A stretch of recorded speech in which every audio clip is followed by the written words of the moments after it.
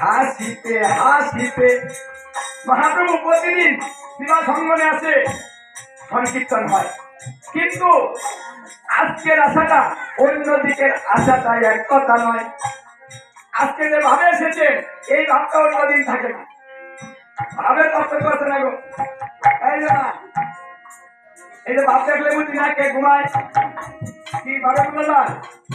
কান্দে হয় সে, কে জিমায়, কে ওষুধ, কে দাদা ভাব দেখলে। তাহলে হাসি দিলে বোঝা যায় না ও কিভাবে হাসলো। এক হাসি দেখলে মনে হয় রাগে সন্ধ্যা হত্যা হয়, হাসি এই যে বাবা টানতে হয় ভাই, টানতে হয় না, টান দেখবা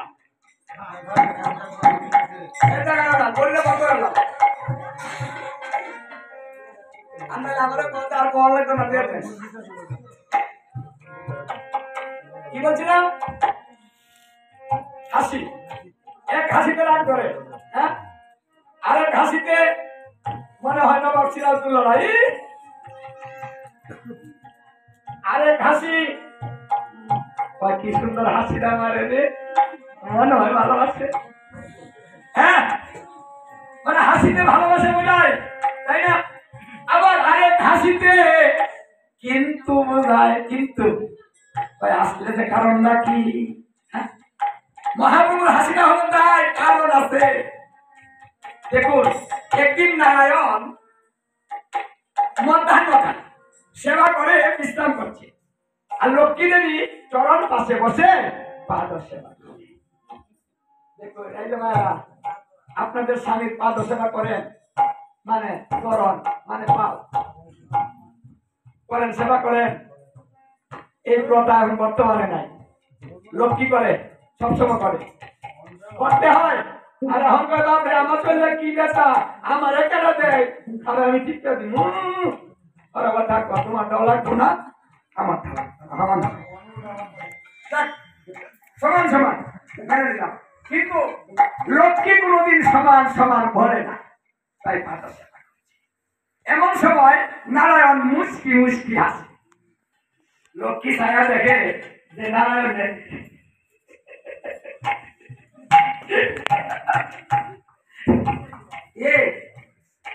লক্ষ্মী বলতেছে কি বাবা তুমি আমার দেখতে আসলাকে? নারায়ণ বলতেছে দেখো ঝামেলা করবা, এটা অন্য বিষয় দেখছি, অন্য কথা মনে পড়েছে, অন্য একটা দৃশ্য দেখেছি, তাই আমি হাসলাম। আচ্ছা বাবা, আপনি আর আপনি মানে স্ত্রী মা আর বাবা দুজন যদি ঘরে থাকে, কেউ না থাকে, একজন যদি হাসে তাহলে আরেকজন প্রশ্ন করবে না হাসলাকে? কারণটা কি? তার মধ্যে মায়েরা তো করে বিশাল যদি খালি হাসে আর কথাটা না কয় তো পারবো হ্যাঁ এই যে ভিসে লাগবো কথা বলো রে কইলা না তুমি আসলা ও বুঝছো কইলা না কি শান্তি পাবে এই না শান্তি দিবা আর বানা বাইক করবো এখন লক্ষ্মী কিন্তু কম না কারণ লক্ষ্মী তোমার ওই যে পাওনা হাসলাকে নারায়ণ ওই তোমাদের নারীদের একটা ভাব এটা এমন একটা হ্যাঁ খালি কিন্তু কিন্তু আর কিন্তু খালি সন্দেহ কি সন্দেহ হলো তোমার হ্যাঁ এটা তো অন্য বিষয় দেখেছি কই মানি না তুমি আর আমি এখানে অন্য কিছু বিষয় না মানো এমন কোনো কথা আছে যে আমার সাথে বলা যাবে না কথা বলছি দরজন তুমি রাখেন বিচার বিচার তো তাই করবো স্বামী স্ত্রীর মধ্যে গোপন কি আবার হ্যাঁ সব লক্ষ্মী কয় আচ্ছা তুমি কইতা না মন খারাপ করলা তোমার মন খারাপ করলে তো চলবে না সংসার হ্যাঁ মায়েদের যদি মনটা খারাপ থাকে সংসার চলবো বাবার যদি বাড়িতে দেখে নাও মানে ও কি কথা কো না তাহলে বাবার মন ভালো হবে কষ্ট করে আইলে বলে আর রাগ করে না তাই না তাই নারায়ণ বলছে শোনো শোনো তুমি একটু অপেক্ষা করো আমি তোমার প্রশ্নের উত্তর দিচ্ছি দেখুন এক ব্রাহ্মণকে মত্ত লোক থেকে উপরে নিয়ে গেল নিয়ে বলছে দেখো তো লক্ষ্মী এই আঙ্গুলটা কি বলছে আঙ্গুলটা পুরা আমি এই পুরা আঙ্গুলে লাগে কাজ আমি হাসি দিছিলাম ওই আঙ্গুল ভুলে গেছে আর তুমি আসো কি এটা হইলো কেউ পুড়ে গেলে মানুষ দুঃখ পায় আর আঙ্গুল ভুলে গেছে আর তুমি হাসো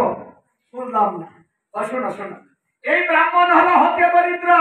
আচ্ছা ব্রাহ্মণরা কি বেশি বড় লোক হয় যদি বড় লোক হইতো রাইতে রাইতে নবইয়া হতে গাইতাম এবার আমার ভালো হয় হ্যাঁ এক কথা হয় এক গুরুদেব বলে আমি ঘুমাই গেছে না আমার চাকর তো ধরার নাই হরে কৃষ্ণ দেখেন তো হ্যাঁ আর ব্রাহ্মণের কাজ হয়ে যায় তাই কিচ্ছু বলার নাই কিচ্ছু করার নাই তাই খুব দরিদ্র একদিন পাঠকে বলেছে যে ভগবানের একটা মূর্তি আছে ৮ প্রকার মূর্তির সেবা পূজা হয় তার মধ্যে একটা মূর্তির নাম হচ্ছে মনোময় মূর্তি এই মনোময় মূর্তি মন থেকেই বানানো যায় টাকা দিয়ে কিনতে হয় না হরে কৃষ্ণ ওটা মনের মূর্তি তাই তাকে বলা হয় মনোময় মূর্তি এই মূর্তির পূজা দিলে কোনো টাকা লাগে না শুধু মন লাগে ব্রাহ্মণে হয় এত সুন্দর শুধু আর আমি কই পূজা হয় না টাকা নাই হ্যাঁ কাল থেকে নদীতে স্নান করবো নদীর ঘরে বসে মানে পূজা প্রতিদিন গঙ্গা যায় যে ডুব দেয় সকালে ডুব দেয় সকালে পূজাটা সেরে ফেলি কানাগানি করবে না কানাগানি ভালো না কারণ তুমি কানাগানি করে তাহলে কয়ে দেখো রান্না কথা কইতাছে হরে কৃষ্ণ তাই কানাগানি করো তখন ও একদিন পায়েস রান্না করেছিল পায়েস অনেক পায়েস মন থেকে কয়েক মন দুধ কিনছে কিনতে বড় করে পায়েস রান্না করে এলাকার সবাই নিমন্ত্রণ করছে কেউ বাদ না কারণ টাকা লাগে না তো বাদ দেবে তাই না সবাই নিমন্ত্রণ করছে স্বর্ণের খাট পালন সব কিছু দামি দামি জিনিস কম দামের জিনিসই দিন না সব দামি জিনিস হ্যাঁ স্বর্ণের থালা পায়েস স্বর্ণের থালার মধ্যে বাঁচছে এখন নিবেদন করতে হবে না এখন পাই কি পায়েসটা এই পায়েসটা কি ধরেছে গরম গরম ভাবে নামাইলাম হ্যাঁ আচ্ছা আমি আঙুলটা দিয়ে দিই তো তখন এই আঙুলটা ব্রাহ্মণে পায়েসের মধ্যে ভাবে দিল দেওয়ার সঙ্গে সঙ্গে আঙুলটা পুড়ে গেল সত্যিকার আঙুল পুড়ে গেল ব্রাহ্মণ চিৎকার করতে রইল এই ভক্ত আঙুলে এই পায়েসটা আমার প্রভুকে দেওয়া যাবে না কি কামনা করলাম কতদিন বুঝলাম আমার গুণটাই নষ্ট হইল হ্যাঁ এই ব্রাহ্মণ চিৎকার করতে রইল এই দৃশ্য নারায়ণ থেকে হাসতেছিল নারায়ণ বলছে ওটা আমি দেখেছিলাম ওটা দেখে আমি হাসছিলাম আমি অন্তর জানি কে কি করছে আমি সব জানি কি এবার টিভি দেখে মোবাইলে কথা কয় সব দেখি যে কীর্তন নয় কিন্তু কীর্তনতে গিয়া ঠিকই ঘুমায় না। ওটাও দেখি এই যে সব একটা